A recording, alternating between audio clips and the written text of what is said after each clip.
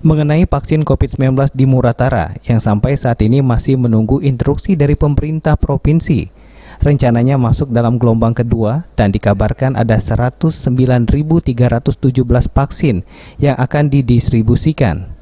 Kepala Dinas Kesehatan Muratara mengatakan, sambil menunggu distribusi vaksin, pihak Dinkes sudah melakukan persiapan 80%, baik SDM maupun tempat pelaksanaan vaksinasi seperti 1 rumah sakit dan 8 puskesmas. Kemudian untuk logistik, pihaknya dalam 2 minggu ini akan mempersiapkan tempat dan hanya terkendala listrik. Jika sudah siap semua, maka pihaknya akan mengambil logistik.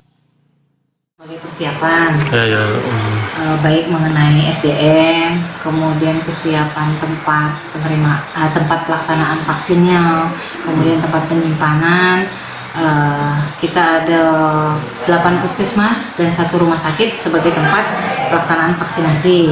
Saja untuk logistik, kami persiapan kalau di akhir minggu ini atau di awal minggu depan itu kami sudah harus ambil logistik. Maka kita masih persiapan masalah listrik dan sebagainya, itu kalau sudah clear tempat kita bisa segera ambil. Untuk vaksinnya akan didistribusi, ini informasi terakhir, sebanyak 109.317 vaksin. Jumlah masing-masing penerima sesuai tahapan di masing-masing kabupaten tadi 109.317 itu. Kemudian sampai dengan hari ini kesiapan kita sudah 80%. Adi Arianza, PAL TV.